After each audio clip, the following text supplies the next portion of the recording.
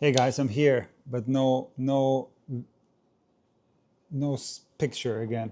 Hold on. Let me try to fix this. There we go.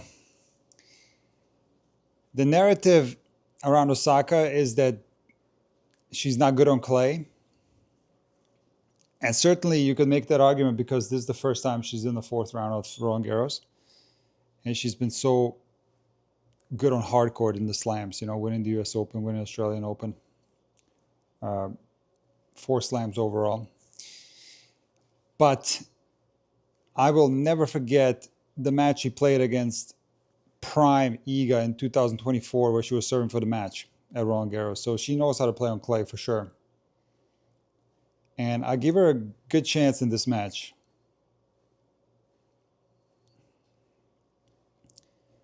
It will be difficult because, Sabalenka wants this title very badly. But I think Sabalenka has not had a good clay court season, relative to her normal results. So I think this is an opportunity for Osaka.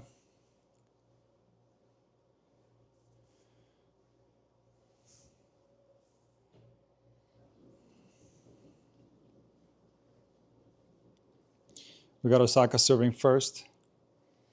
Love 15. Return error from Sabalenka, 15 all.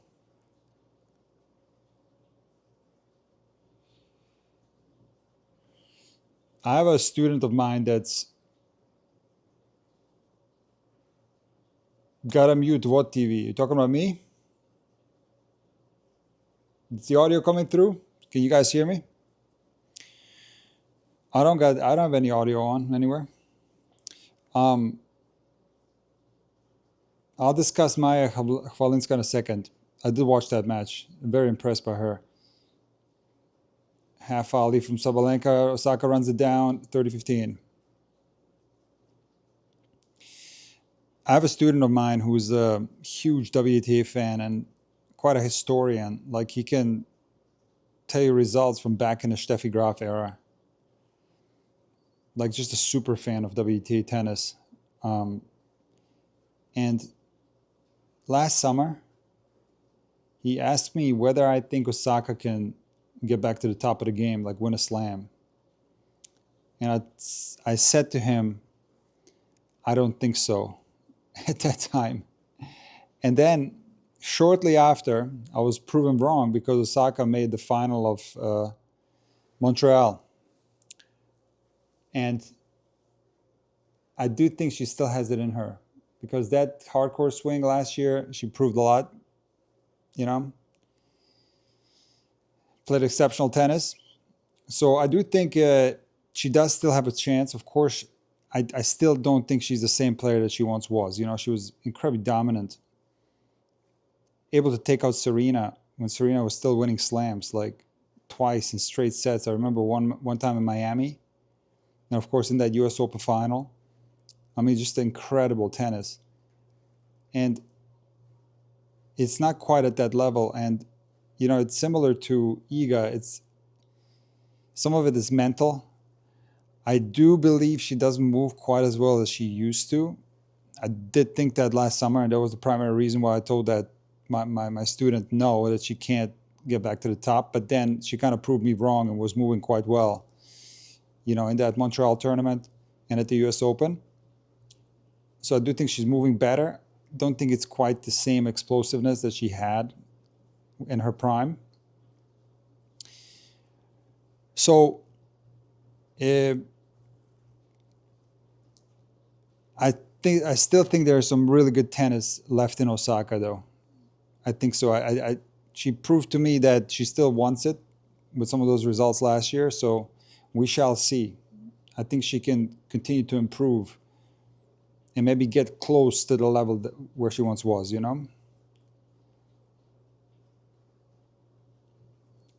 There's a half-court forehand from Sabalenka that clips the net and goes wide. Add in. Happy Monday, Monique. We got Simone in the house. How you doing, Simone? You gonna be a good boy today? Osaka dictating as the forehand winner from Osaka holds 1-love. I think the night conditions suit Osaka.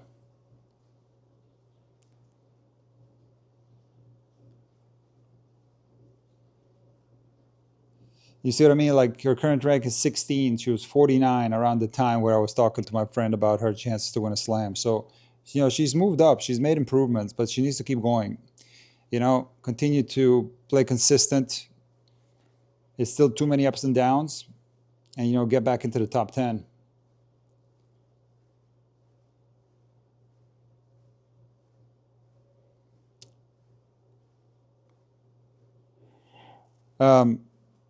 What I find so impressive about Osaka, let's talk about her strengths. Obviously, an incredible baseliner, right? I mean, just a power baseliner, aggressive player, holds her ground. Simone, what are you doing? What are you doing, Simone? You got your claws in my hair? What's wrong? What's wrong, buddy? Okay, I think Simone is doing my hair. An incredible baseliner, but what's most impressive about Osaka, especially in her prime, is like the defensive skills, the ability to hit open stance backhand from, being able to create power from defensive positions. Like she just did it right there on the return. Her open stance backhand is one of the best on the WTA Tour. And I would have called it, together with Serena, the best back when she was in her prime. And it's a very important shot. And she is an underrated server. She's always ranking quite high in the serve statistics, like aces per match and so on. She's in the top 5, and she has one of the best serves on tour. So I think this will be a very dangerous match for Sabalenka, simply because it's been kind of a sketchy clay court season. And we'll go through the results here in a second. I will have to probably figure out what Simone wants. I don't know what he wants. Maybe a couple of treats will calm him down. And there's that big backhand from Sabalenka cross court. She pumps herself up, 30 all.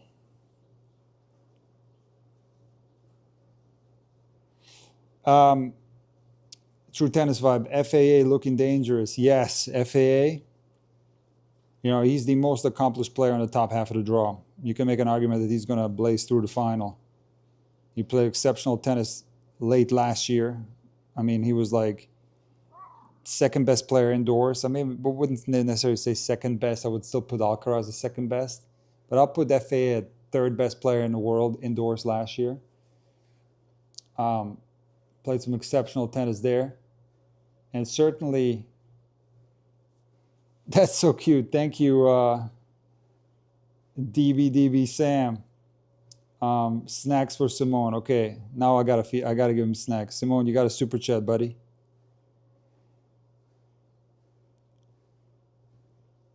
Here's the break point for Osaka. 30-40. That's a beautiful little cross-court backhand off a low ball. Yeah, Felix definitely has the chance to make it to the final up there. But I was very impressed with Koboli too. That was a great match. How about Svajda in those last 2 sets? How about the way he played down 5-1 in the 4th? I mean, he's just started ripping and not missing. It was very impressive. And there's a double fault for Sabalenka, 2-love Osaka. I do think an upset is possible in this one. I think it's very possible to see an upset in this match, for the reasons stated earlier.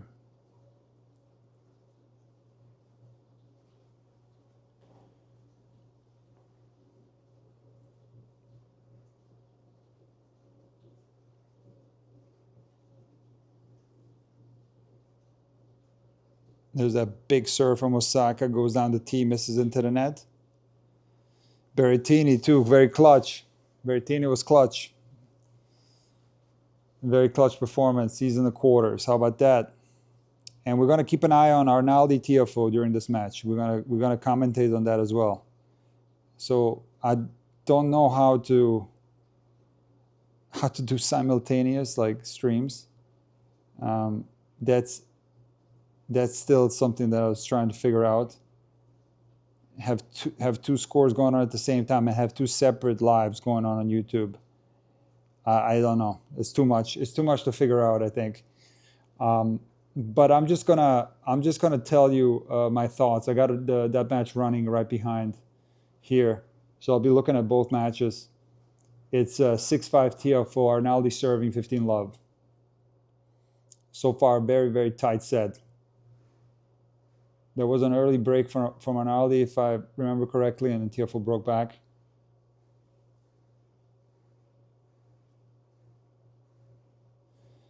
Yeah, that's a good point, Mac. Rooting for Francis to break the U.S. losing Grand Slam streak of 23 years. Yeah, you're right. I didn't even think about that. That's a good point. I did not think about that. You know, the streak could end, actually. That's crazy.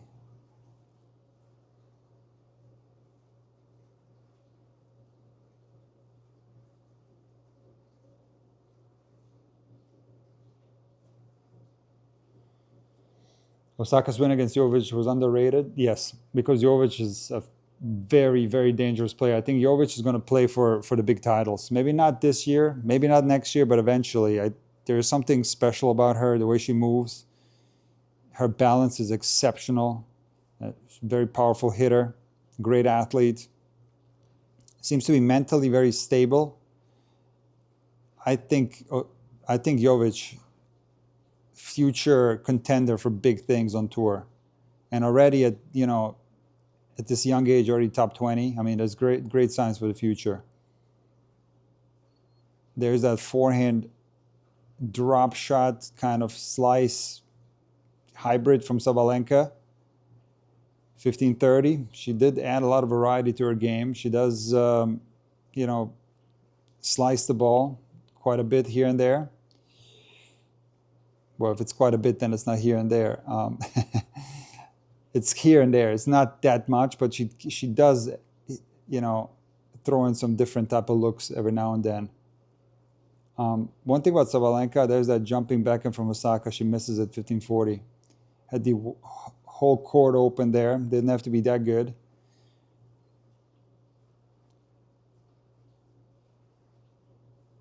Hey, T scored it. I'll get into the stringing thing in a second.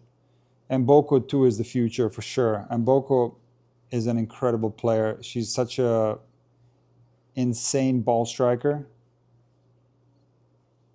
Clay, not her best surface yet.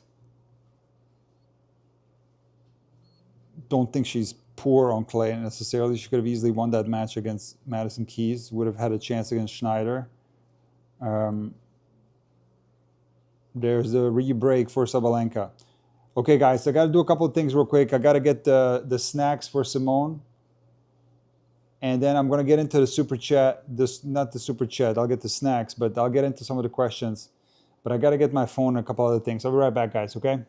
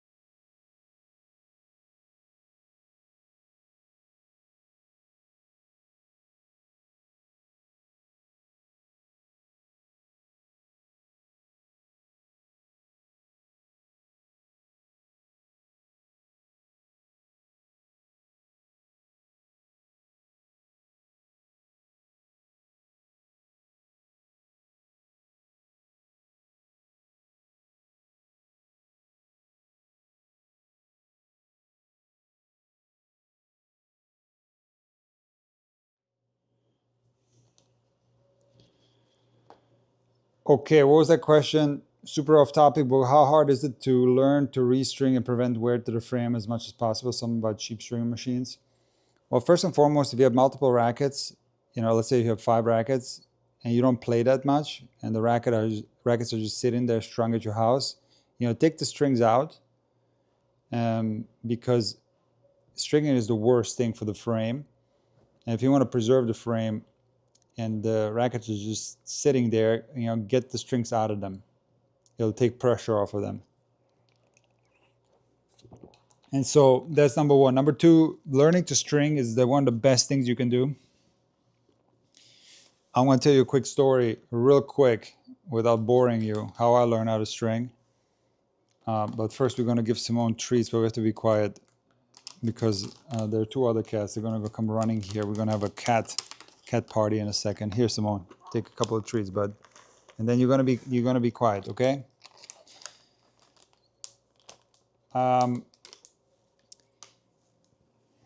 I played a tournament. I remember it vividly. It was indoors. And I had like 5-3 in the third, 40 love on my serve, ended up losing to a guy that I shouldn't lose to.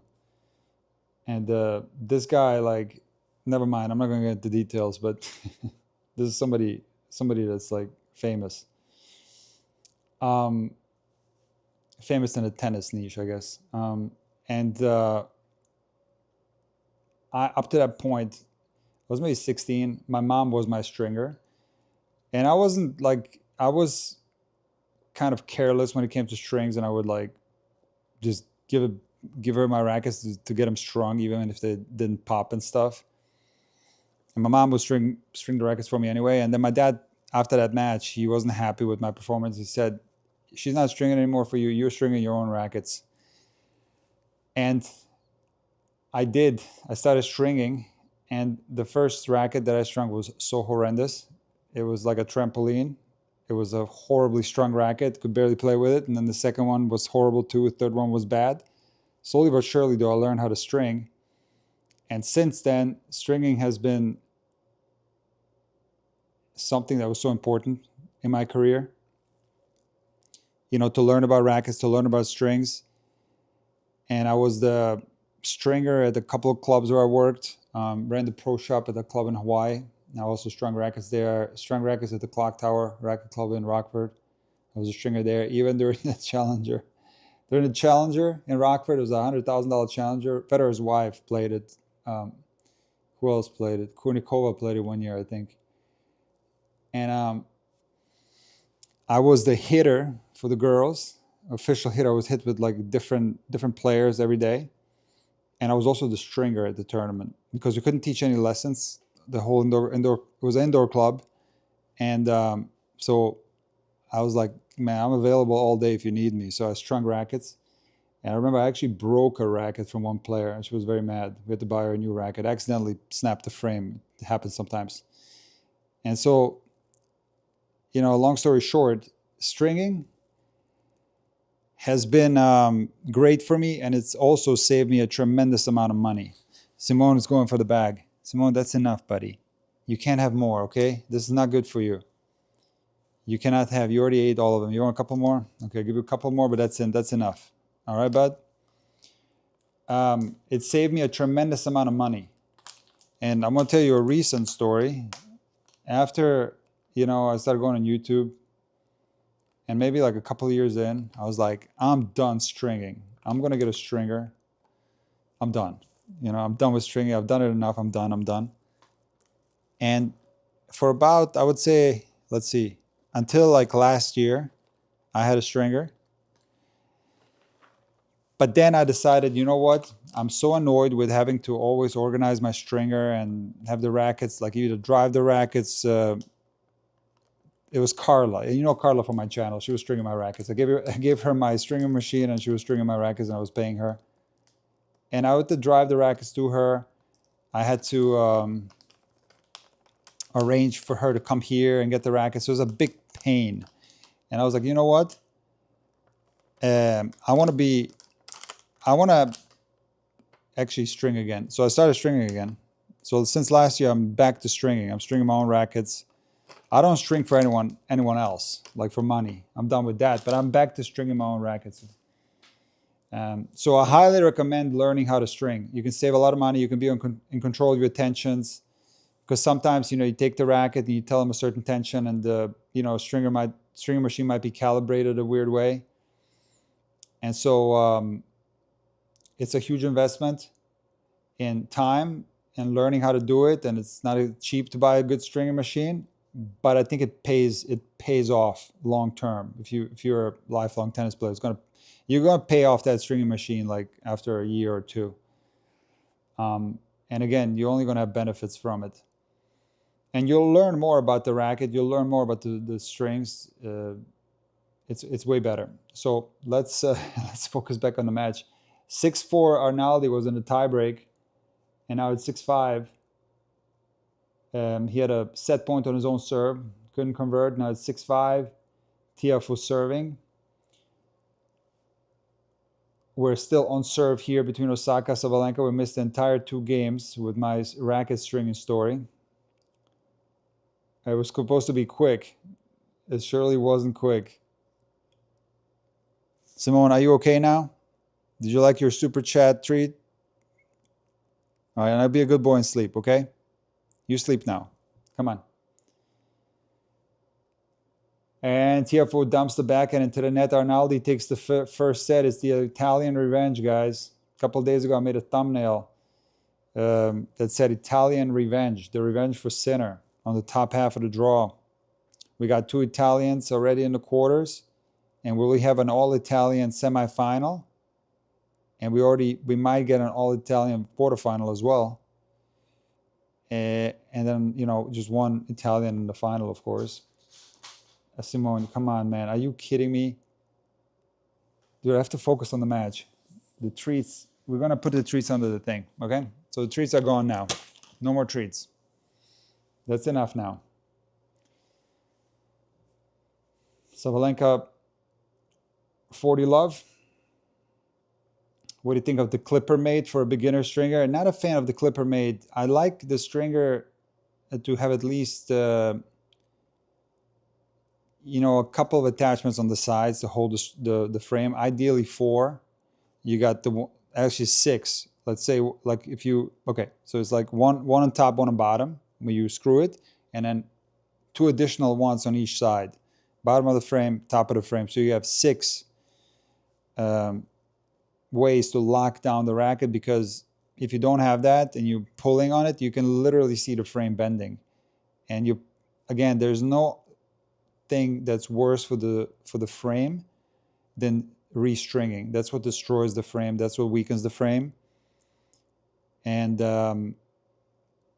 for those reasons, you do want to have a good stringing machine. Now, it's not, you know, you don't need necessarily electric. You can have counterweight. Counterweight is fine. Counterweight is like the thing with the weight, and it's okay as long as the racket is securely fastened, you know, and it's not going to bend that much. Osaka 15 love, 3-all.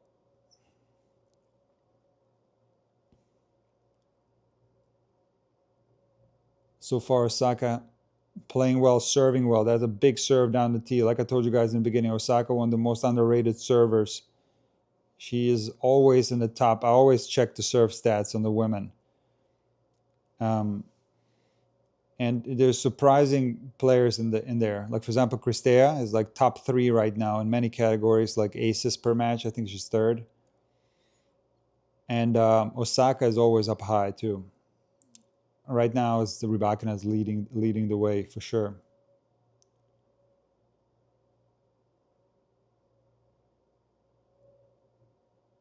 Is that forehand from Sabalenka, which is quite heavy actually, as opposed to some other players at the top like Rybakina. Sabalenka's forehand is quite heavy. It's got quite a bit of spin on it. The backhand is more flat, but the forehand is quite heavy.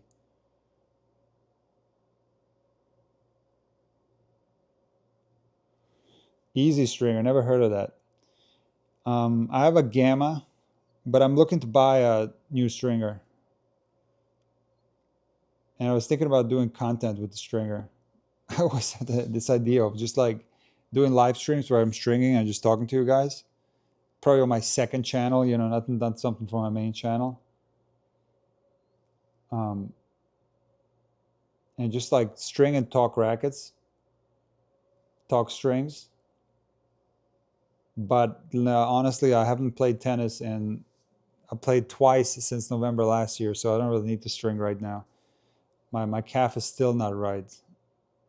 It's so bad. Nice little dropper there from Sabalenka. Nick, do you recommend we should learn to string in through YouTube videos? Yeah, there's some tutorials on YouTube that are going to be great. And that's actually one of my goals. I want to make a stringing tutorial. There was a live stream once where I strung a record with my hands, but I deleted that part because I had the really bad reception. It was like during training with Milan. But I do want to make a video for my YouTube channel how to string. I don't have that one. But there's other videos that are great. They'll teach you how to string. It's not that hard. It'll be a little bit complicated in the beginning, but all right, enough about stringing now. We got derailed. Let's lock in here. This game got complicated from 40 love to deuce, but now it's add-in for Osaka. She better be careful.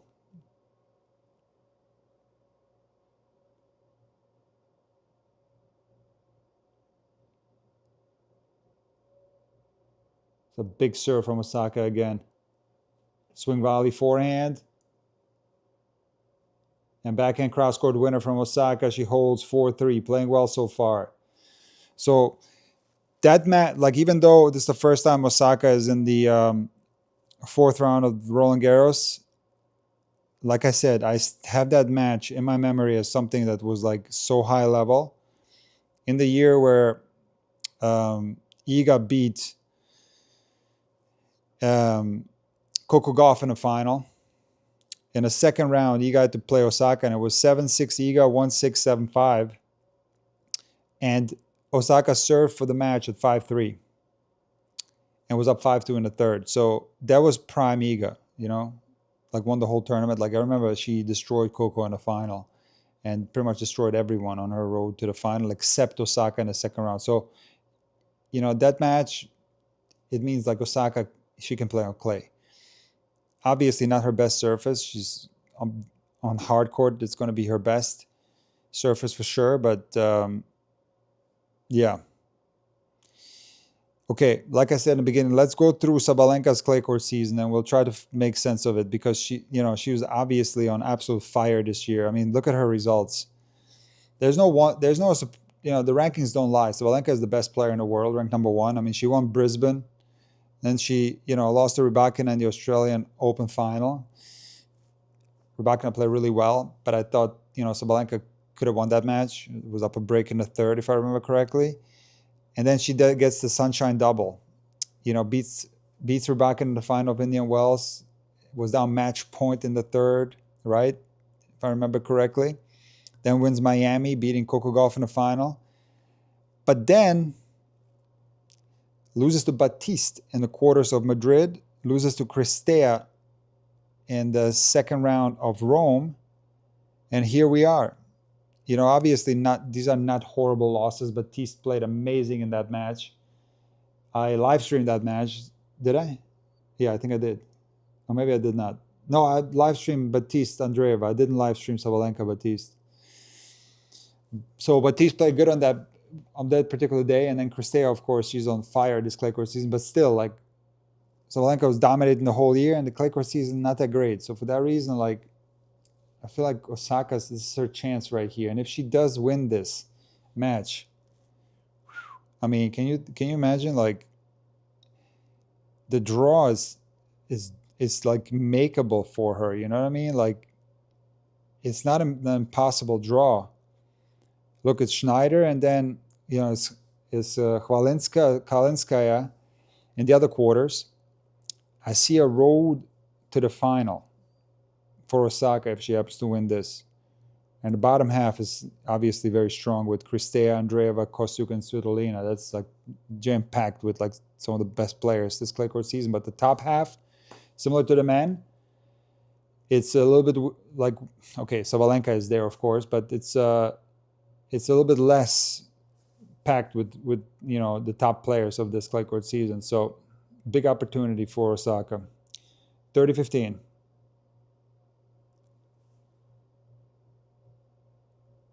ATX Super Dave, does the winner of this match win the tournament? Or Andreeva Svitolina? I mean, like, you can make an argument for Kristea too. I just got a feeling about Kristea, like she's had such a great year. And I think a lot of people are picking Svitolina. This is her time to shine.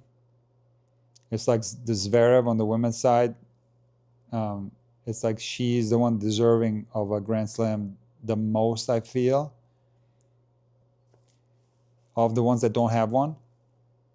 Similar to Zverev. So Svitolina, like, it's, I wouldn't say now or never, because she's going to keep playing and she's going to have more chances, but this is a great opportunity for her as well.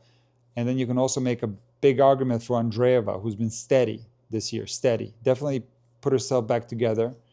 It's not perfect yet. Still, you know, some work to be done regarding her mental game and her behavior on the court and all that.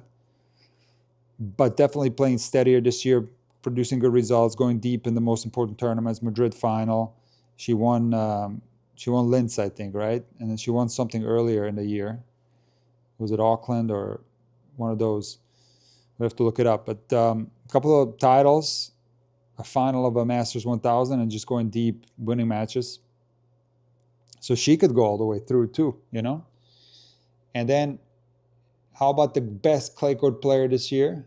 Kostyuk, who has not lost a match. She's like completely transformed herself into this like super steady, stable player that used to be like very up and down in a lot of matches and tournaments. So you can make an argument for her too. So that bottom half is like, it's so jam-packed. So I wouldn't say that this match, I feel like my gut feeling is someone from the bottom half of the draw wins. I don't know if Sabalenka takes it, even if she wins her match. I don't know if she necessarily takes the title. But she holds here 4-all. Osaka serving. Kick second serve. It's a big backhand down the line. Big forehand into the backhand side of Sabalenka, and she passes Osaka, who's stuck in no man's land. I don't think she committed to coming in off of that forehand. Didn't expect Sabalenka to be there so quickly.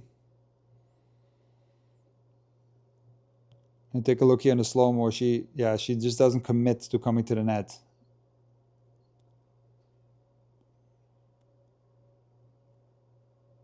Exceptional defense, though, from Sabalenka there. Big serve from Osaka and a nice forehand winner into the backhand corner of Sabalenka, 15-all.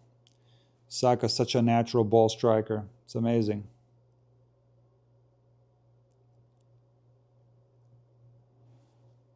Yeah, tomorrow is going to be a crazy day. I'm thinking about live streaming a couple of matches tomorrow because we have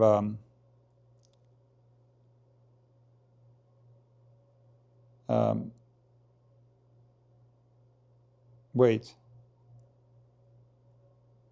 What schedule is this?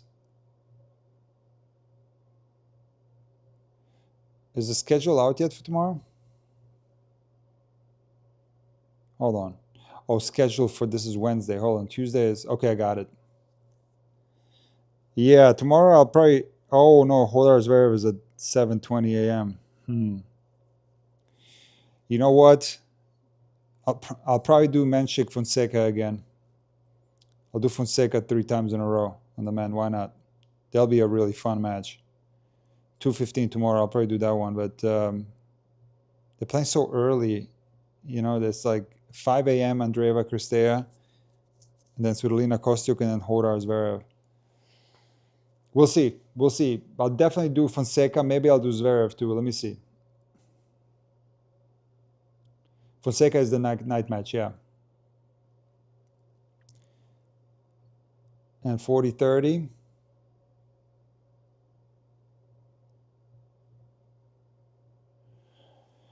Okay, I might do both of them, you know, because I really was looking forward to Hodar Zverev. I've been talking about that matchup since Rome, so maybe I should do both. Yeah, let me do both. I'll do the first one because I think it's it's my boy Nick rocking up for the Brazilians. I don't know. I talked to my friend Felipe. He was so happy. He was so happy after Fonseca beat Djokovic. I was so happy for him.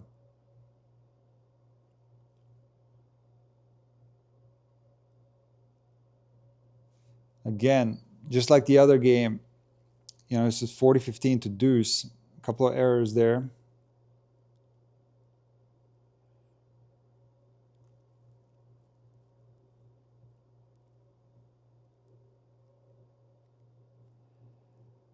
Yeah, okay, true tennis vibe. I'll do Zverev Hodar.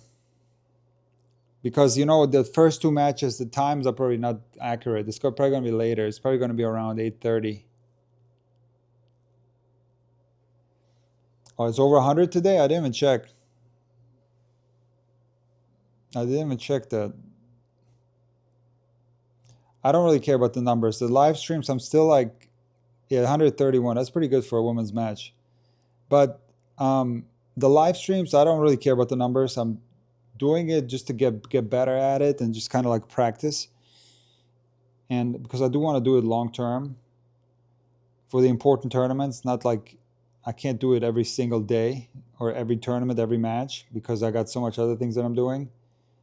But select matches, I do plan to continue doing it, and there's still things that I want to figure out how to do properly. So this is all good practice. And like I said before, you know, I'm watching these matches anyway. I might as well watch them with you guys, you know?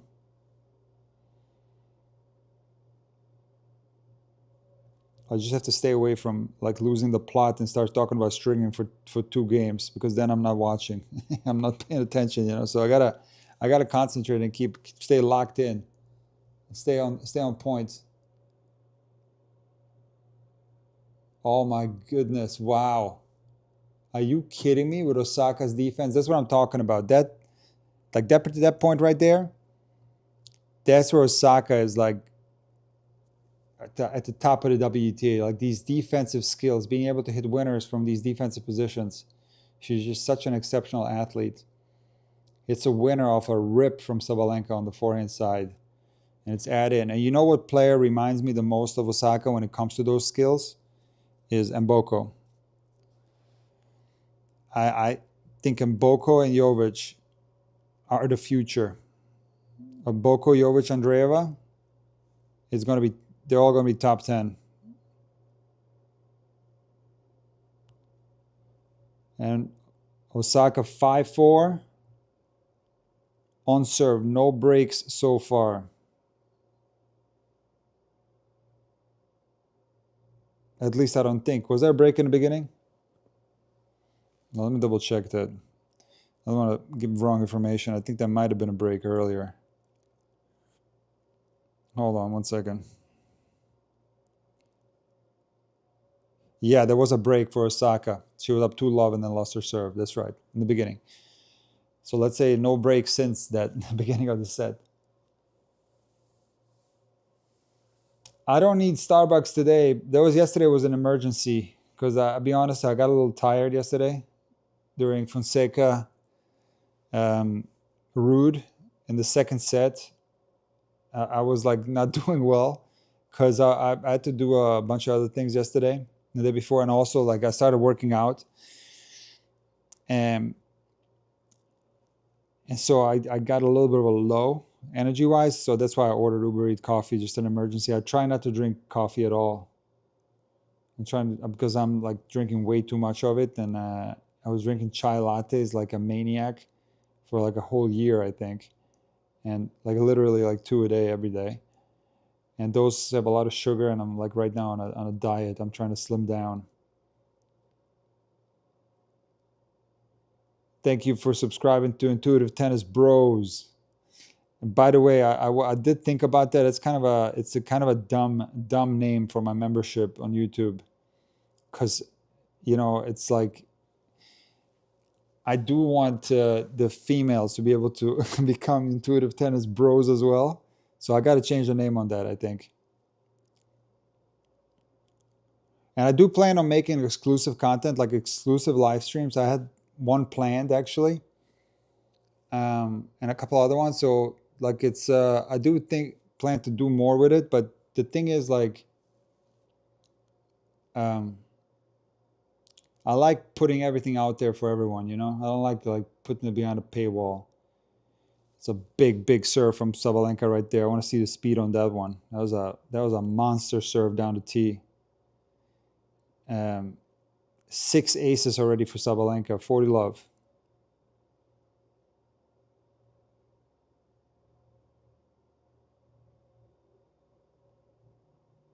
She went down for another ace down the tee. Second serve.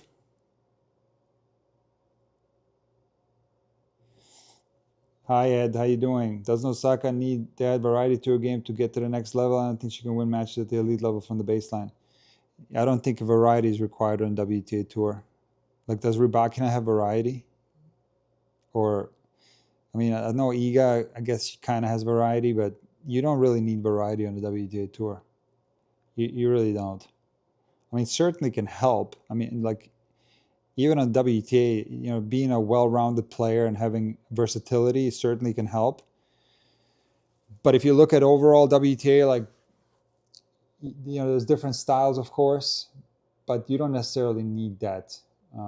It's not like the men, where it's like you need the drop shot is a very important shot, and the kick serve is like a must. Not so much on the WTA Tour. I think you can get away with, like, without coming to the net or without slicing your backhand, without having a kick serve, you can still be top 10 or even top 5. It's different. But yeah, you know, like Sabalenka adding variety can help her, of course, because see, the thing with variety is, like, you might not use it that much during a match, but it might come in handy at like really crucial moments. Like I always tell my students, like when we work on these specialty shots, like, you know, working on running down drop shots, hitting counter drop shots, playing close to the net, you know, backhand overhead, bouncing overheads, do like 5 minutes of these specialty shots that will either never show up in a match or maybe once in a match. But I always tell them, put yourself in a scenario where, like, you're up match point and somebody gives you a lob over your backhand side and you have a backhand overhead opportunity and you just don't have that shot because you never practice it. Wouldn't that be a shame? Wouldn't you like to pull that out of your bag when you need to? Or like any of the other shots that are not so practiced. So it's always worth it to add more variety at any level, you know? 5-all, Osaka serve, 15-all, misses a backhand there.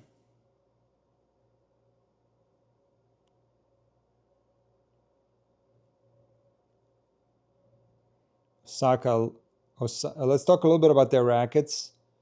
Osaka with the E-zone. He's always played with that racket. But what I find very interesting with Sabalenka, and a lot of guys, you guys will be, interested in this. Sabalenka plays with the blade. That's a big return right there from Sabalenka, 1530. Sabalenka actually plays with the blade. And it's a marketing thing from Wilson that I really can't wrap my head around. She's the only one that plays with the blade. But there's so many other players, you know, like Raducanu and many others that, or Katie Bolter, or many others play with the blade. But it's not a blade, it's a steam. It's a painted steam, Wilson steam mold. And that makes absolutely no sense to me. That's a beautiful backhand right there.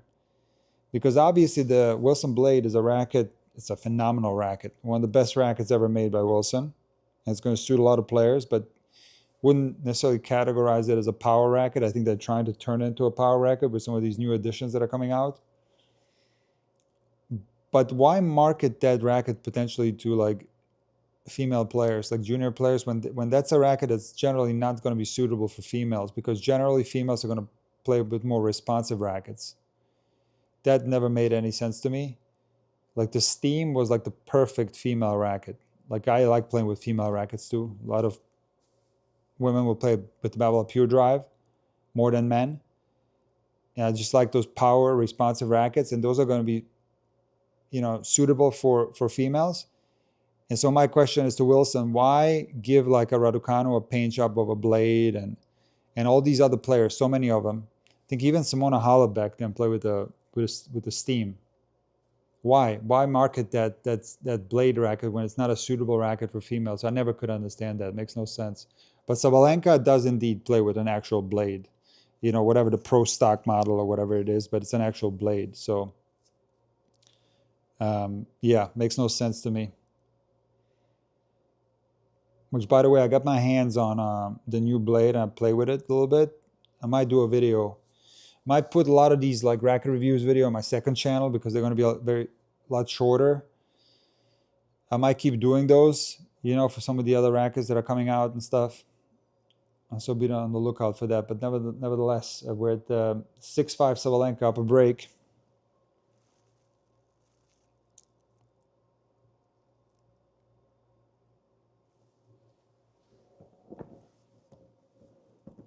One second here.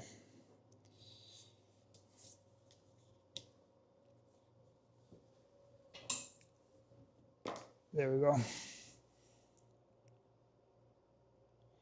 Can Rafael Hodar win Roland Garros? I don't know if he can. I don't know if he can go through Zverev. It's going to be tough. It's going to be tough. Might be a little bit too early for him. You know? I'm not sure if he's quite ready yet. He certainly has the potential to do it. This year, he could, but I don't think he's quite ready yet.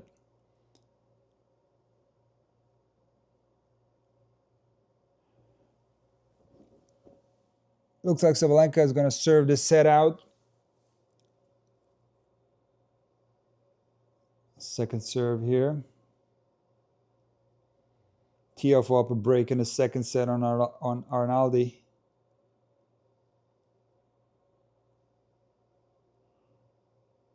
Return miss from Osaka, 30 love.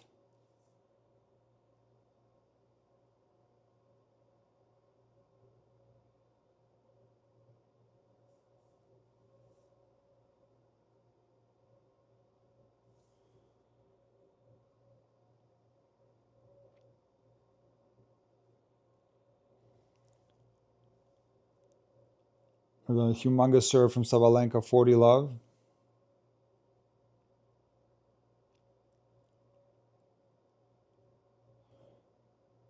What a serving performance from Sabalenka in this set. Serving exceptionally well.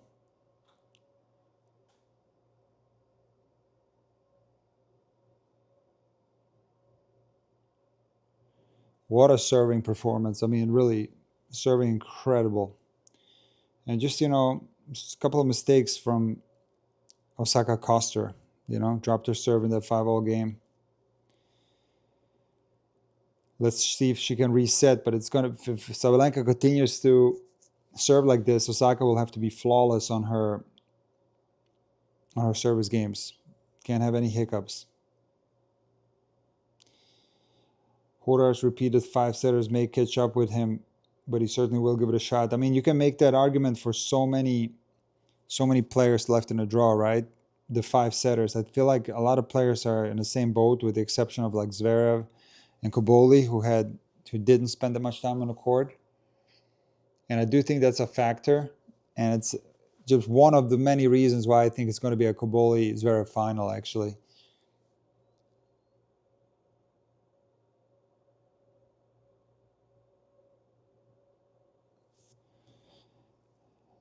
Yeah, the power overwhelming Osaka. You know, Anna, that's a good point, actually. I do see, this is like, I go back to the story last summer where my student asked me if Osaka can still win a Grand Slam. I do think now that she can go up high in the rankings, potentially back in the top 10, but I guess the best of the best, it's just like, she doesn't have that same reaction that she used to in the same speed. So I do see a little bit of what you're saying, that she gets overpowered. It's just a little, they can just put so much pressure on her and draw mistakes out of Osaka. And whether she can fix that or not, it's a question mark. I don't know.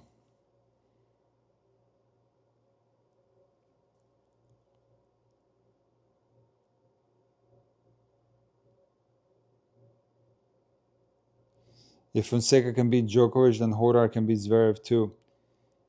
Look, I mean, anything's possible. Anything's possible.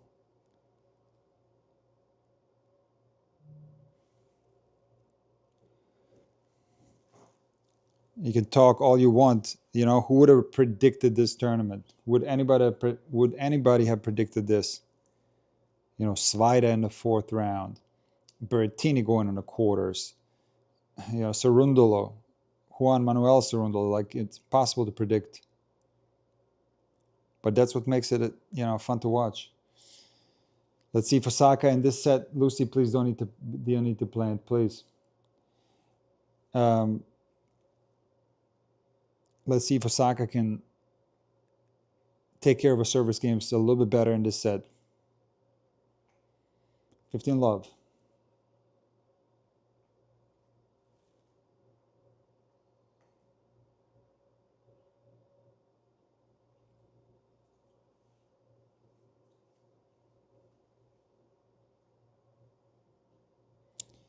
Osaka held her own that rally.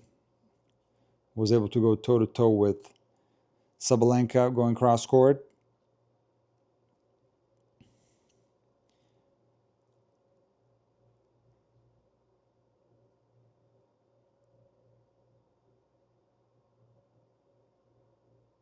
Osaka goes with that big forehand inside in, misses it long, 40 love.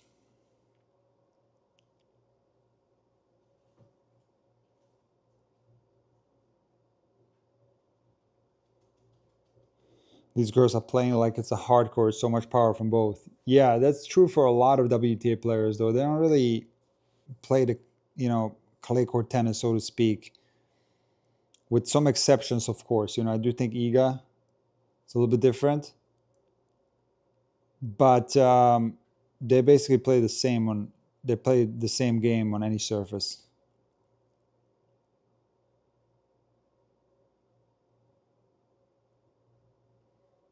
How do you see the slice serve on clay? I think it's a fantastic shot on any surface. But on clay, the most effective serve can be the kick.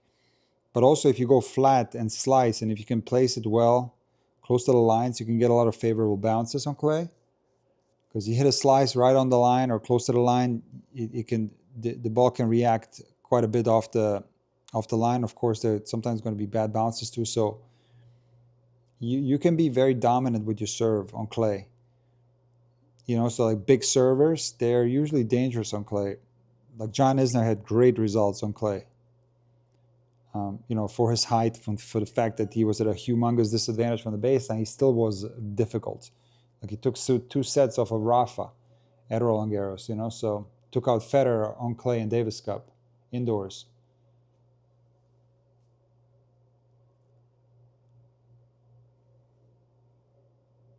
That's a phenomenal point from Sabalenka right there. Drew Osaka in with a little drop shot. Osaka hit her backhand down the line. And Sabalenka with a nice cross-court volley put away.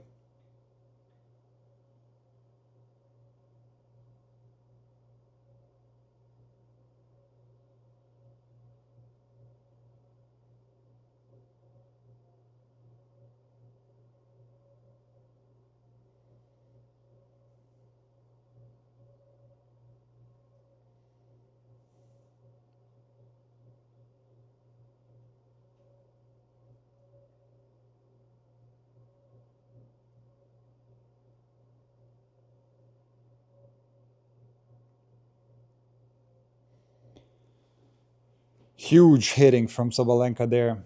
That forehand is humongous. And it's got a lot of RPM on it, that thing. It's not as flat as like a Rybakina forehand or even you know, Osaka forehand. She has quite a bit of action on that forehand. Speed and action. It's quite heavy. It's not high necessarily. She's like a more of a low trajectory forehand. It's like more like a Sinner, Federer type of heavy topspin, you know.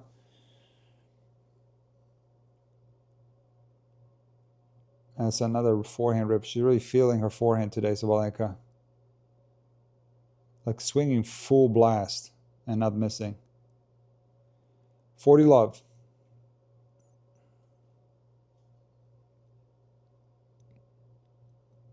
There's no one on tour more consistent than Sabalenka. Yeah, I would agree with that for sure. And also have the ability to bounce back.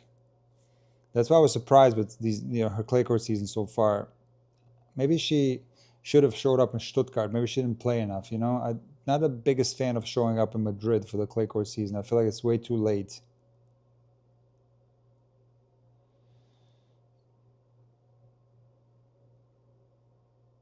Can Nola win Wimbledon? I can't think of Wimbledon yet. I gotta let's finish this one first. I don't know. I think Sinner is doing much better. Somebody saw him riding his Vespa today in Monte Carlo. I think he's feeling better. So let's just see how Sinner is.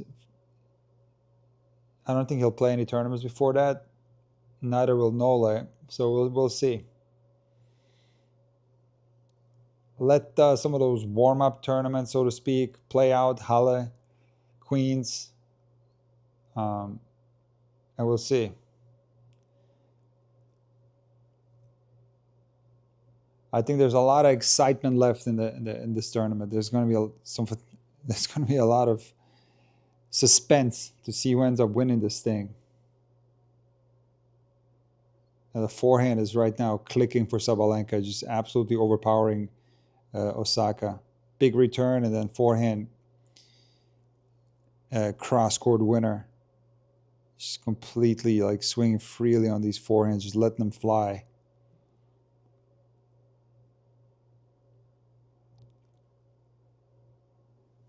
I don't think what happened to Sinner will happen again. He'll take better care of his sleep health in the future. Yeah, it was a freak thing. I think a lot of people are blaming the heat, but I don't know what that was. They also, I just don't think he was feeling well, but people are speculating and they're just going into these into genetics and all this stuff. How Sinner is so bad in the heat. I don't know. I really don't know.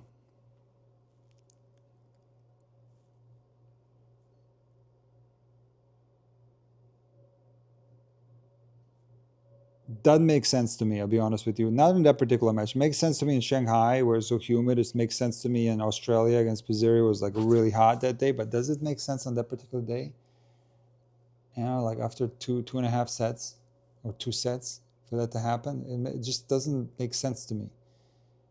Because like I said, in many videos, Sabalenka goes again for the forehand winner. This time, off her back foot a little bit. And instead of love 40, it's 15-30. Osaka's got to get this game right here and get a hold. It doesn't make sense to me that this would happen on that particular day. Yes, it was hot. I think it was 32 degrees. But was the match so demanding rally-wise? Was the match so physical? No, not at all. And you've seen other players stay out there for 5 hours, 6 hours. Like Sinner said, I always listen to him. I don't think he's a liar or a dishonest person. I listen to him, what he says, and he said he didn't sleep well, didn't feel good. He said it wasn't so hot out there today. The heat was no problem. Something to that effect in the post-match presser. So don't think it was necessarily the heat. So whatever that was needs to be figured out by the team. Hopefully it's just, I don't know. They probably know what it is. They're just not releasing it. And they'll take care of it. They'll take care of it. And he's going to improve upon this. I'm sure of it. He's going to get better at this. And this is going to happen less and less. Yeah, but if you read the comment sections, people are saying Sinner is destined to never win anything ever again, best of 5, because he can't play long matches. He can't play in the heat. And it's come on, give me a break. The long matches, you remember the final last year with Osaka holds 2-1. Do you remember the final against Alcaraz? I think he was fine in that one. Do you remember the final against Medvedev in Australia in 24? He was fine in that one too, in 5 sets. Has he had some long matches where he didn't do so well? Yeah. But people are blowing this way out of proportion. Like obviously some players are gonna handle the heat better. I'm not saying that. But is it true that Sinner is really that bad in the heat? Like, no. Sometimes he is. Heat to humidity. Like there's examples where he struggled, 3 or 4 examples where he struggled a lot. But then again, he like won Australia twice, won final of Miami 4 times. Um, he won Shanghai. He um, he won U.S. Open. He won Cincinnati. He won Canada. All those hot places. He won at. So, is he really that bad in the heat? You can make an argument he's the most accomplished player in the heat on tour, together with Alcaraz. But yeah, he's got obviously has a problem with it every now and then. But again, it's like blown way. You look at my videos about Sinner, the recent ones, it's like probably, I don't know, hundreds upon hundreds of comments how Sinner is like from the Alps and he just can't handle the sun and he's got red hair and all this stuff. It's like, give me a break. Give me a break. All right, love 15. Osaka up 2-1. Let's see if she can make something happen on the Sabalenka serve. Sabalenka, other than that first service game in the first set, has been rock solid on her serve. Alcaraz cramping has been much worse than Sinner. ATX Super Dave, that's a great example. Like Alcaraz cramped against Djokovic at Roland Garros in 2024. He cramped Australian Open. Like nobody says that Alcaraz is not good. Listen, cramping and heat exhaustion can happen to everyone. And it'll happen at weird times. There'll be no rhyme or reason to it. It's quite complex. And yeah, some players can handle it better than others, no doubt about it. But cramping can happen to a lot of players because a lot of times like cramping can also be connected to your psyche and your mind. Maybe your whole body's tense and you'll cramp up maybe a little bit faster. Like that match against Djokovic, those were like, and Alcaraz, those were cramps from tightness, I think. So again, I don't want to get off topic too much here, focus on Sabalenka and Osaka, but I just wanted to say that, when you asked what's going to happen in Wimbledon, I don't know. I think Sinner is going to be the big favorite. I think things are going to go back to normal at Wimbledon, I think. And then hopefully by the time US Open rolls around, we'll have Sinkaraz back. But it might be a different dynamic. If Zverev, I think with him, it's a little bit different scenario. But if let's say Fonseca or one of these youngsters comes through and wins the Roland Garros, I think it's going to make the other slams way more interesting, And again, Sabalenka just serving huge in this match. Huge serving. 40-15. It's quite impressive how much better the Sabalenka serve has gotten. She initially struggled with it a lot, low confidence with it. 40-15. Another big serve. She's just feeling her serve, feeling her forehand. This is a really clean match for Sabalenka. Osaka not really a poor match from Osaka. Anna says genetics can play a factor, Nick. Of course. That's what I said. Some players will handle the heat better than others. That's dependent on genetics maybe, or how much they practiced in hot, humid conditions. I don't have necessarily genetics for hot weather or whatever. Being from Croatia, not necessarily. Like I can handle it okay.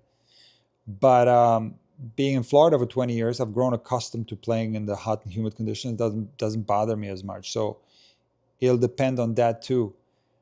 But let's just understand that these are professional players that play all over the world. They play in hot, humid, they play everywhere, they practice everywhere.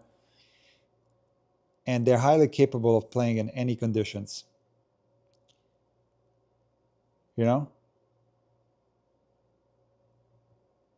And especially someone like Sinner, highly capable of playing, of winning any tournament, no matter where he steps foot on the court. And I think he's proven that. What else does he need to do?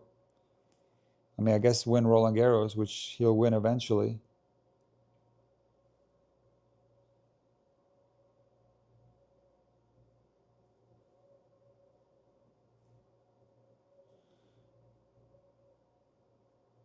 You know, Tiago says that, you know, they were talking about genetics. Listen, I want to just focus on this match. I'll say it one more time. It's a thing, yes, where people can handle the heat better than others, but these are professional players. I'll just give you one quick example, and then we'll focus back on the Sabalenka Osaka match. Novak Djokovic, I don't think he likes the heat that much. Like, he gets red in the face and all that. Like, I really don't think Novak likes the hot and humid conditions. But does he fall apart in them? Does he melt away? The dude has won everything you can possibly win in any type of conditions. Like, he's figured it out. He's a unbelievable athlete, the player of the highest caliber, an unbelievable shape, just like Sinner and all the other players. That's what is so irritating with this genetics thing. Like, yeah, his genetics are not optimal for the hot and humid climate. Yeah, but he's a elite player on the top of the tennis world, ranked #1 in the world, one of the best athletes right now of any sport. He's capable of winning anywhere. In the heat too, he's done it many times. And I think this was a freak thing. It was a freak thing, and I don't think it had necessarily something to do with the heat necessarily. That's what he said after the match. So, you know what? I could talk about this all day, but let's not. Let's focus on Osaka's service game, which is now at 40-30. It's 2-all in the second set. This is a big, like, people love talking about this. That video has my Sinner video, thumbnail title is Shock Exit, I think, has like, I think 800 comments or something, or 900 comments, which is a lot for a tennis video. That's a lot of comments. Tennis videos rarely get over 1,000 comments, but that one is like, it's probably going to get 1,000. And it's just all this talk, you know? It's like people arguing back and forth. It's a very strong forehand from Sabalenka. And back to deuce. Naomi has to hold here, obviously. You know, Captain Obvious. But she needs to be clean on her service games. Because Sabalenka, again, she's serving incredibly well in this match. It's going to be difficult if she gets down a break. Osaka is going to be difficult to break back. Jaleur heat stroke is very dangerous. Yes, you got to be very careful. Don't play in the sun. Play in the early morning hours, late at night. You got to be very careful in a place like Florida, or even Croatia in the summer, where sometimes like 40 degrees Celsius in Croatia when I go in the summer. So you have to be careful. Don't play in the middle of the day. Very dangerous.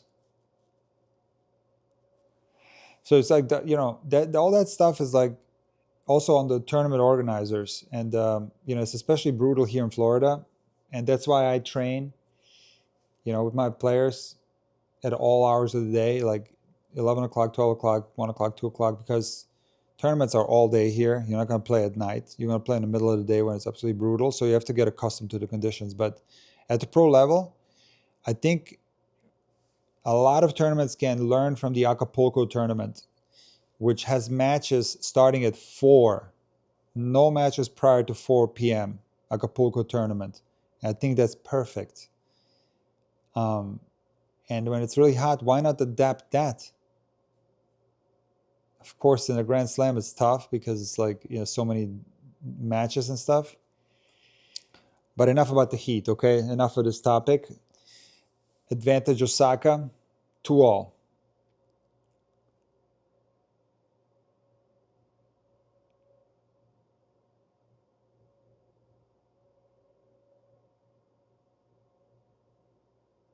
Big serve, chip return Sabalenka. Osaka comes in with the forehand, overhead. Ay.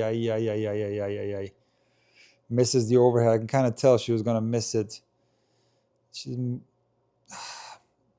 It's like I think she didn't set herself up that well.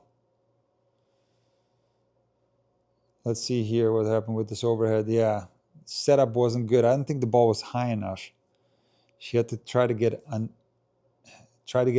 the ball a little bit. Didn't get full extension on that overhead. Big T serve from Osaka, misses it wide. Second serve.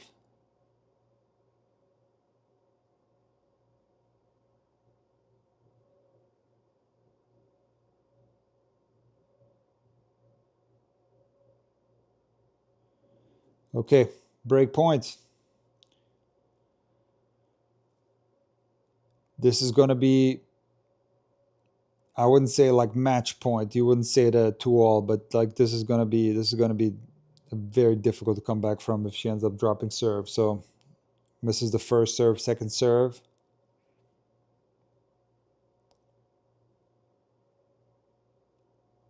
Big kick from Osaka. Wow. You guys see that kick from Osaka on break point? Incredible. Clutch.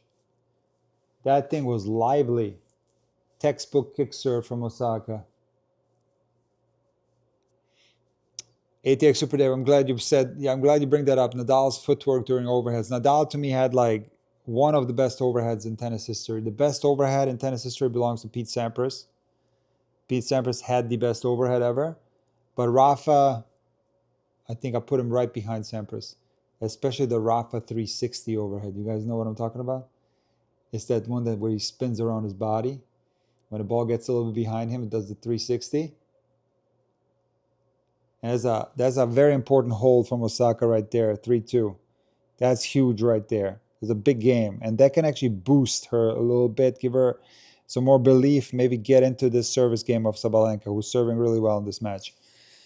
But when Rafa had an overhead in a match, and I was always scared when Rafa played, especially against like Djokovic, and let's say it's a really important point against Djokovic or Federer, and it's an overhead, I was never really worried. When Rafa had an overhead, I knew he was going to make them. He was so rock solid on those. And then sometimes he would be just spectacular, like with the 360, and just he was so good at the net. People don't give Rafa enough credit for his net skills. Like his volleys were so high percentage. He was a fantastic net player.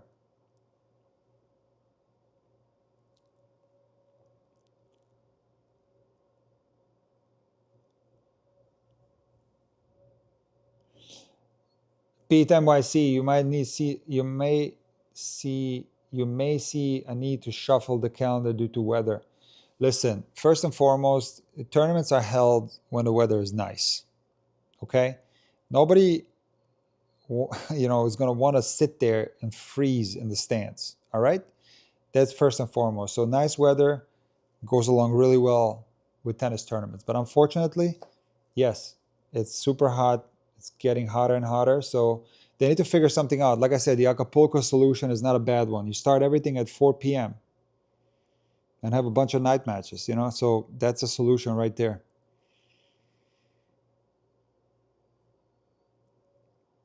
I don't think you can hold the US Open in November and push it back because of it's too hot. It's not going to work. Really, people are going to sit there and freeze in November in US Open. Same with Australia. The reason why it's there is the Australian summer. It's their holidays or whatever. It's in the middle of summer there, hot, and it's just the way it is,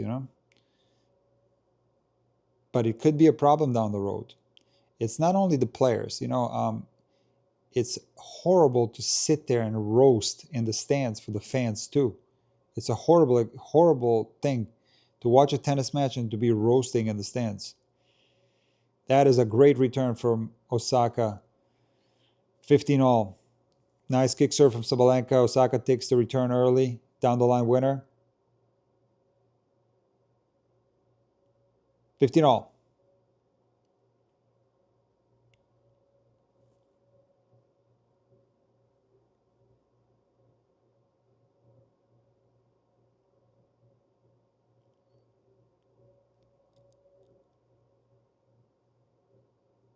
That's a nice backhand from Sabalenka right there.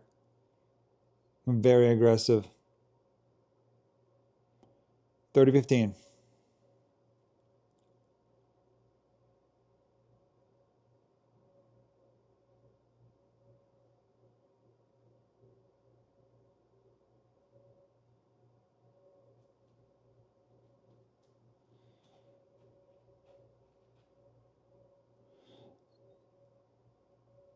This is such a hot topic, this weather thing. But Jalur says maybe U.S. Open in the autumn, move Roland Garros to March and Wimbledon to May. What do you think is going to be the effect of the money that the tournament makes if they did that? There's no way they're going to do it.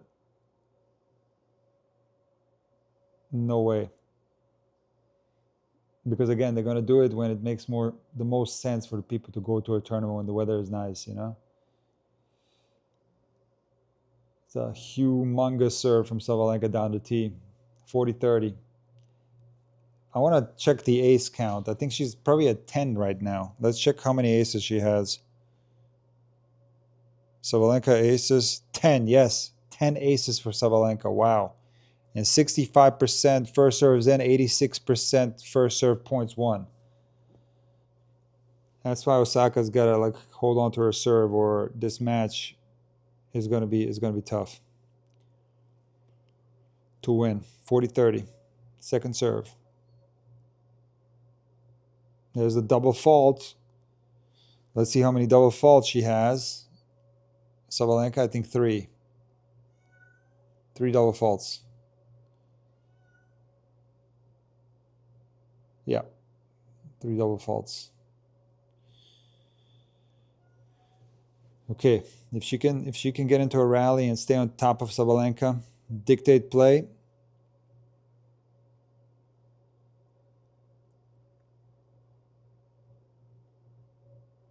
It's long, second serve. Very close, but long.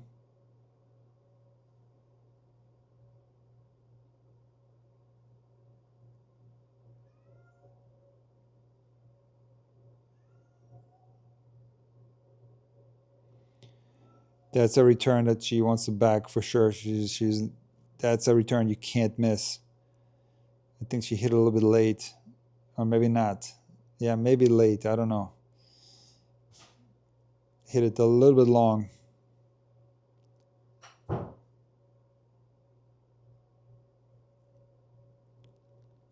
Second serve again. We're hyping up the Sabalenka serve, but it's kind of left her the first serve in this game.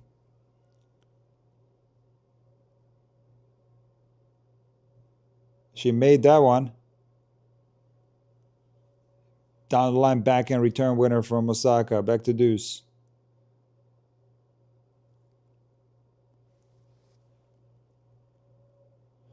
And yeah, I can see I'm behind here.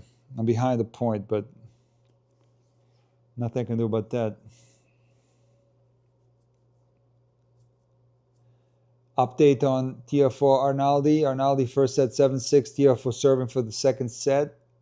5-4, but it's deuce.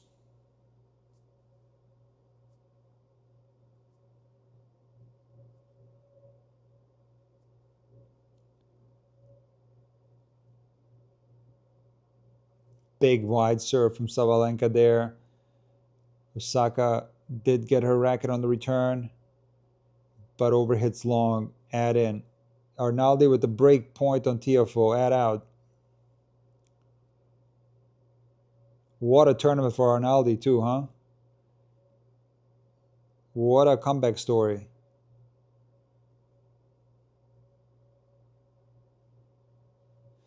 Yeah, this game has dragged her first serve percentage way down. Sabalenka's like, she was serving well. I mean, I was hyping the serve the whole time, but this game the serve has lost her. But there's that variety from Sabalenka, drop shot winner. 3-all. Tiafoe saves break point with a big serve down the tee and a drop shot. There's a deuce over there.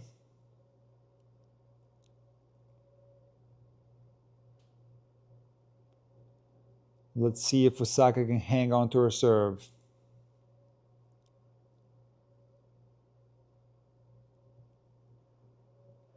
Osaka goes for the return winner. Inside in, but misses wide, 15 love. Arnaldi with a monster return. Another break point to get back on serve in the second set. Arnaldi won the first set 7-6. Will it be the all-Italian quarterfinal between Arnaldi and Berrettini?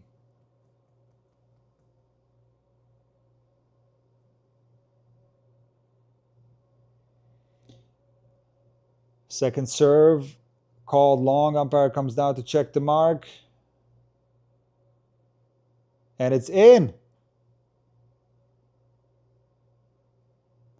You get a first serve in that case. You don't get a second serve, you get a first serve.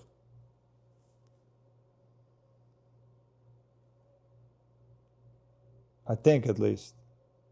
Did she get a first serve? She should.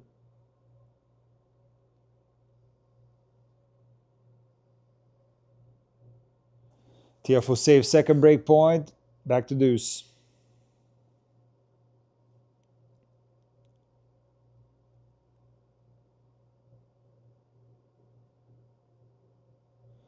And that's when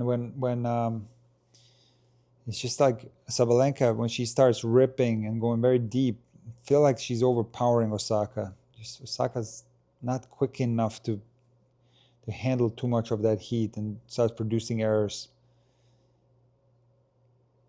15 all. Yeah, it's too much. It's another example. It's a very strong return. Osaka just not quick enough to get to that ball and do something with it. She kind of rolls it back, and Sabalenka with the down the line backhand. Winner, 15-30. Break point number 3 for Arnaldi. And it's 15-40, Sabalenka break points. I think this is, you can almost say, a match point.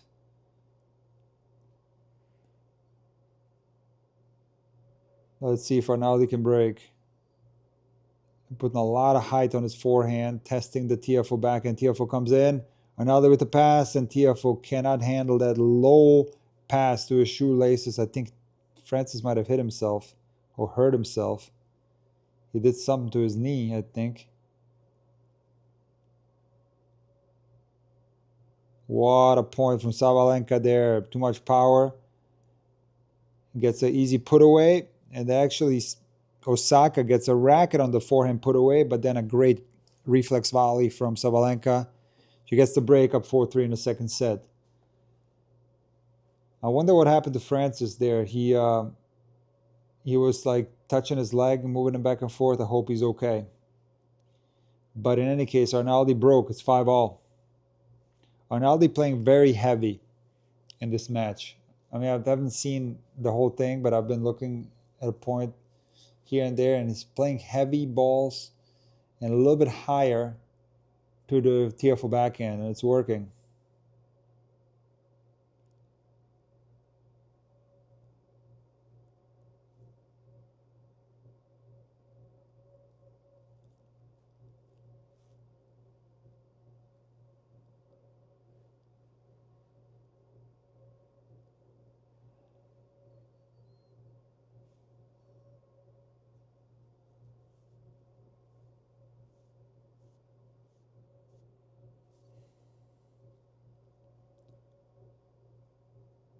That's funny, ATX Super Dave. The Berrettini, you didn't even know that he had a two-handed backhand. Yeah, because he runs around everything. It's crazy. And Lucy's in the house. Lucy joining the live. See if Sabalenka keeps serving like she did in the last game. Maybe there is a chance for Osaka to come back and break back. But I think Sabalenka is going to find her serve rhythm again. And it's hitting so many drop shots in this match, and she's doing a fantastic job with them, I have to say. It's that contrast and power, obviously ripping the ball, and then every now and then doing the drop shot. It's working really well for Sabalenka. Nick, did you catch the epic match between Potapova and Kalinskaya? Yeah, I watched that. That was some match. What ball striking from both. What a up and down match too. Like, either Potapova was on fire or then Kalinskaya was on fire. It kept going back and forth. Even in that tiebreak in the third set, it was a great match. Arnaldi 30-15.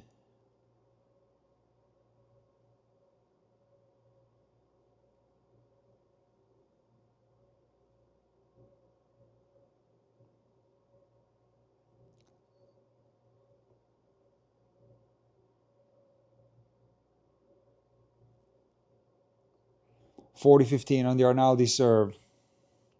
Let's hope Tiafoe is okay physically and not hurt. What a tournament for Francis. I think the clay court season turned out to be quite good for the Americans, even though there's not, he's the last one standing. But I was thinking about it today, actually. The fact that 2 Americans won titles on clay this clay court season is a big success, I think. You got Shelton winning Munich, and you got Tien winning Geneva. I think that's great. I think Tommy Paul could have, should have won that match against Casper Ruud.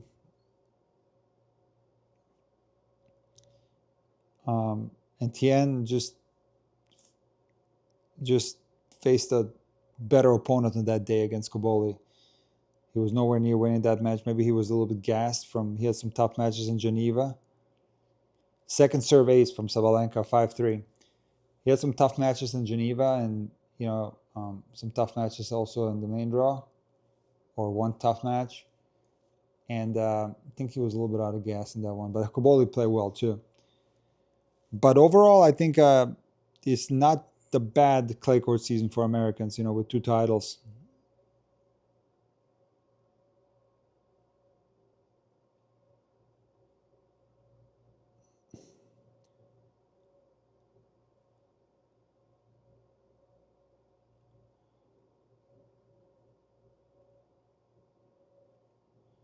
And she does a drop shot into the open court there. She could have just rolled the forehand in, because Osaka committed very early to the backhand side. But it's like what I said about Fonseca yesterday. The fact that she's trying this stuff is a positive thing, for her. Big backhand return from Sabalenka, 15-all.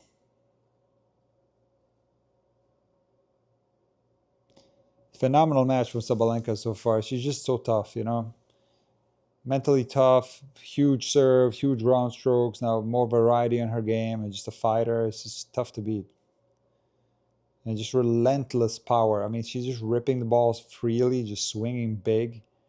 And, to be able to withstand that and stay with her, not get overwhelmed by this power, it's tough. 15-30. Arnaldi holds 6-5. That game did end up going over deuce. So Tiafoe seems fine physically. He's going to be serving to stay in the set.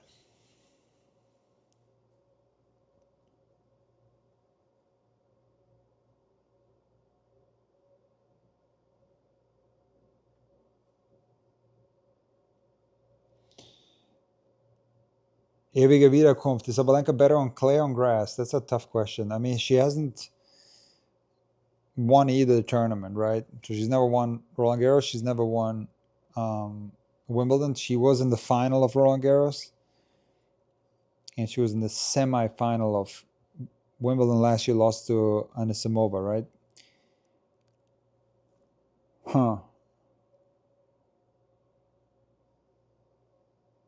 What a return from Sabalenka, and she wins 7-5, 6-3.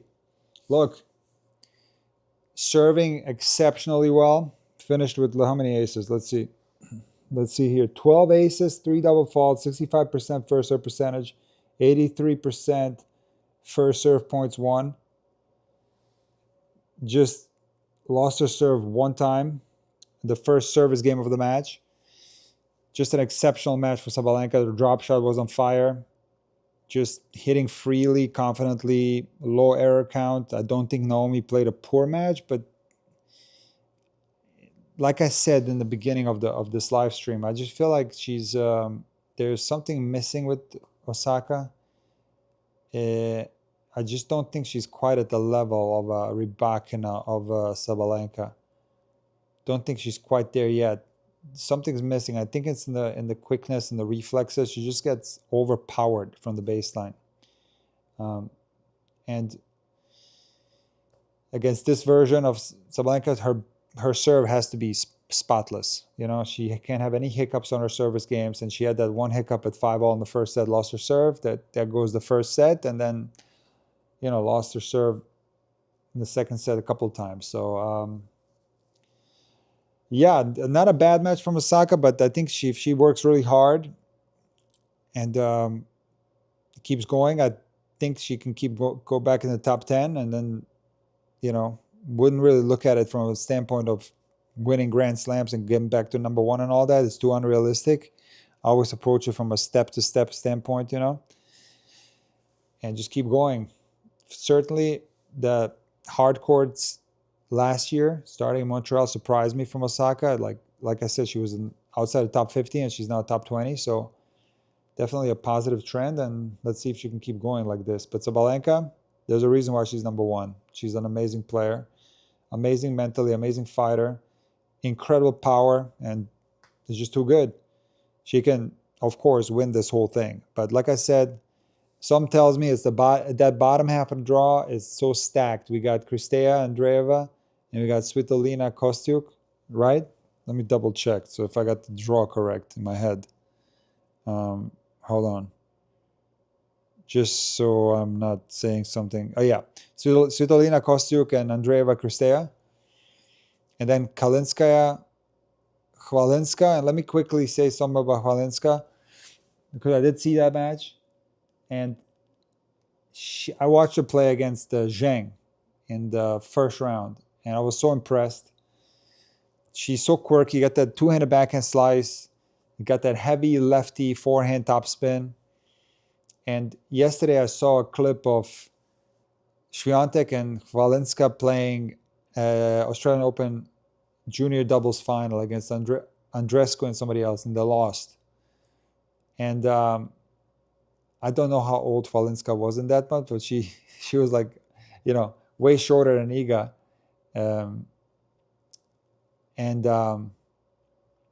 Even in that doubles match, just great hands, just a lot of spin, crafty player. And I think she has a chance to go in the semifinals, I'm telling you. But you have to give credit to Kalinskaya too, because she is a ball striker and just a shot maker. When she's on, she just like rips forehand, backhand, rip. Just hitting the ball hard. And when she's on, very dangerous, but it's not that consistent, right? So she can throw in some errors, mistakes.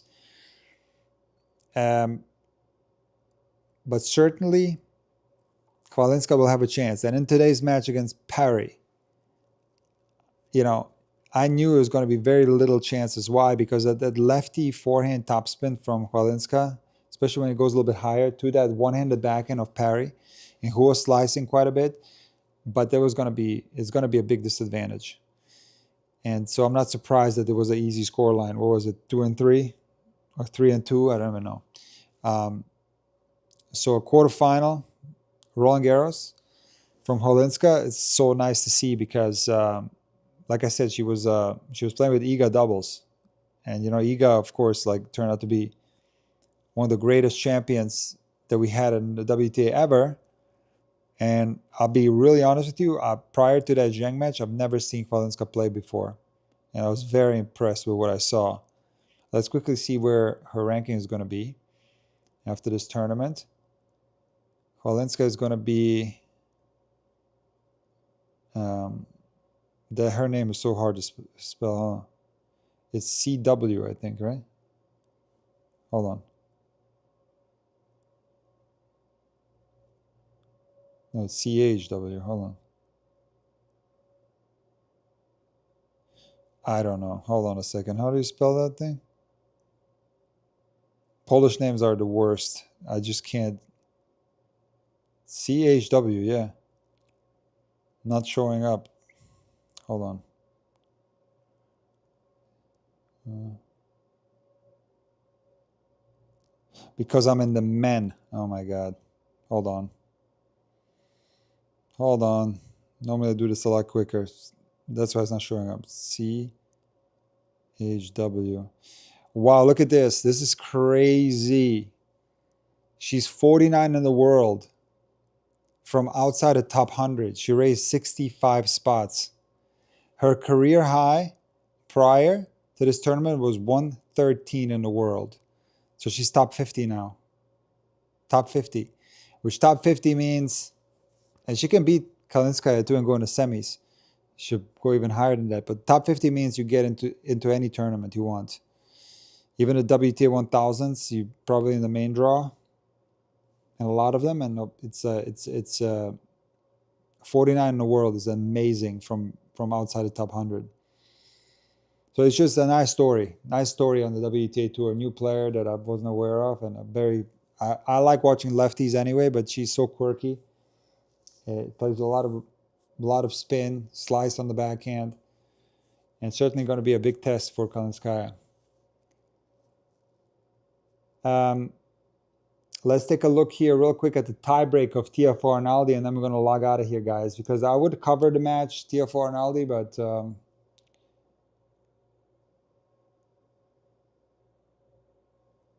but it's not like I don't have the whole setup for this match. It's like I don't know how to do it when it's two matches at the same time. I'm not there yet to be able to do double stream.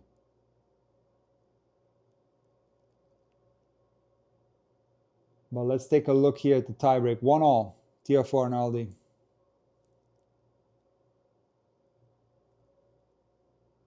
And Arnaldi with the mini break, serving 2-1. Tiafoe misses a backhand cross court.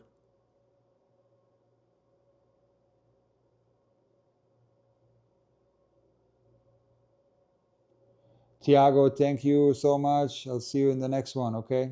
I'll do 2 tomorrow. For everyone wondering, I'll do both. I'll do Zverev, Hodar. I'll do Fonseca, Menchik. I'll do both. Won't do any women's tomorrow.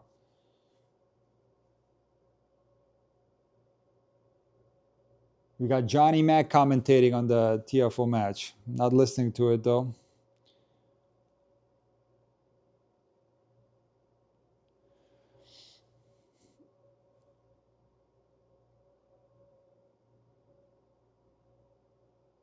Two all. Tiafoe gets the mini break back. Arnaldi sprays the forehand long. I don't think I'm all the way caught up here. Hold on. Am I? Hold on a second.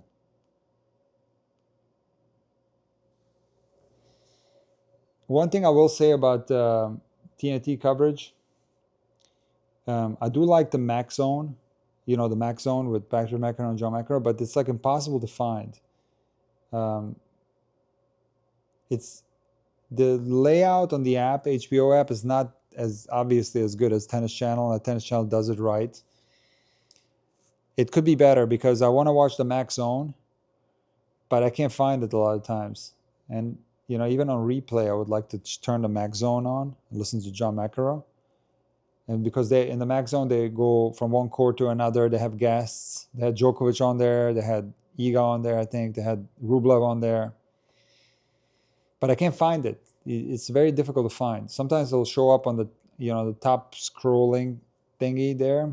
But when it's not there, that's where I don't know how to find it. The Mac Zone.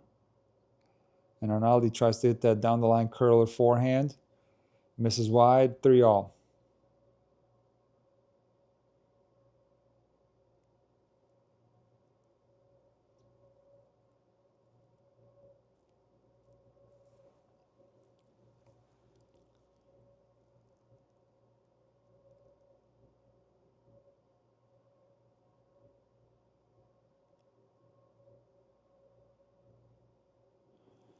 Three all in the second set tiebreak. Arnaldi against Tiafoe.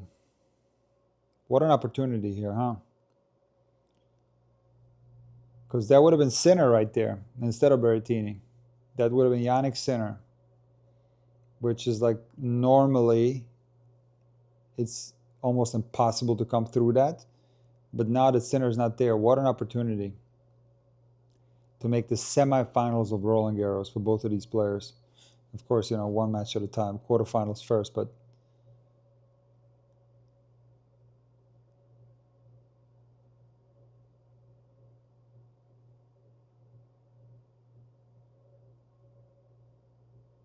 it's incredible tennis from Arnaldi with that low ball to Tiafoe's feet, but Tiafoe does a great job handling the low ball with a half volley. Tiafoe there's a great half volley by Tiafoe. Tiafoe doesn't do that great of a job trying to put the down the line volley away, and Arnaldi runs it down and lobs Tiafoe over his backhand side.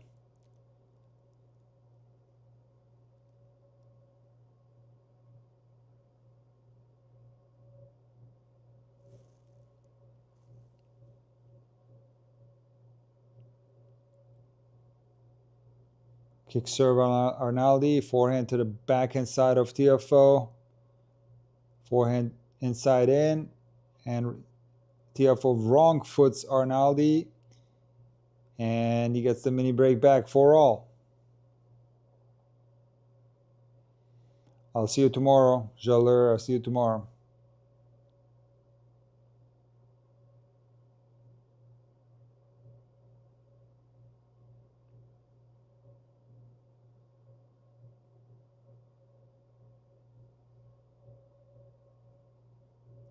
Big serve from Arnaldi there. Forehand again high to the Tiafoe backhand. And there's the mini break for Tiafoe. Arnaldi dumps the backhand into the net. 5-4 Tiafoe. With the set on his racket, he can serve it out right here. Tiafoe has been serving really well this tournament. Tiafoe's serve is very underrated. He's got one of the best serves on tour.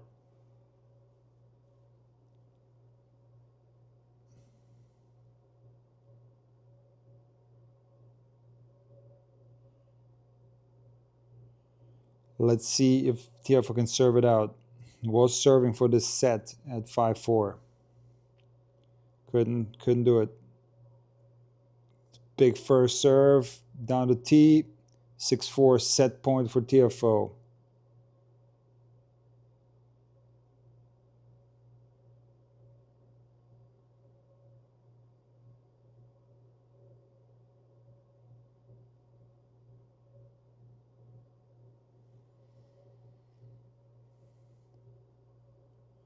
Another big serve down the tee from Tiafoe.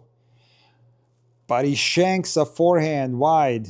Maybe there was a bad bounce. Back on serve. Still a set point left for Tiafoe 6-5. Wonder what Arnaldi is going to do now with this serve. Will he kick the first? Will he go heavy kick?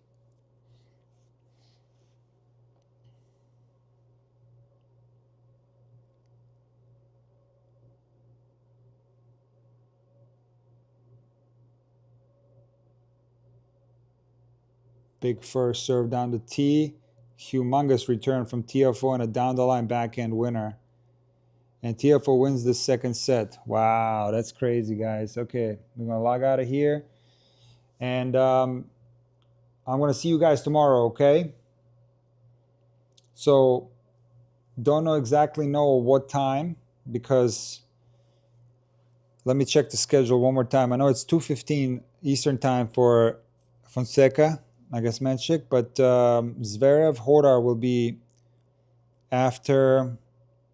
There's Andreeva Kristeva first at 5.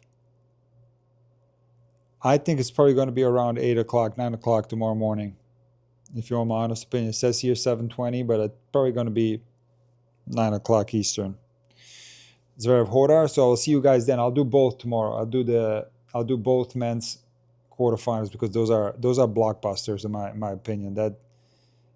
Those are like really, really exciting matches. So I will see you guys then, okay? Thank you again for joining the live stream.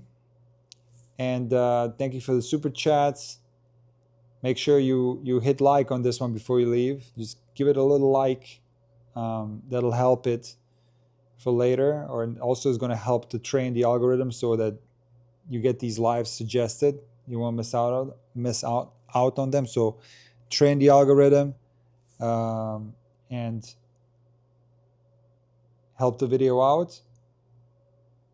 And like I said, subscribe to Intuitive Tennis if you haven't yet. Subscribe to Intuitive Tennis 24/7 if you haven't yet. That's my second channel. I post daily on there. And I will see you guys tomorrow, okay? I will also see you guys in the video tonight. Wrap up day number, what is it? 8 or 9? I don't know. I'll figure it out. I think it's day 9. Yeah, it's day 9. I'm pretty sure. Or is it day 8? I don't know. We'll figure it out later, guys. We'll see you tomorrow, okay? Take care.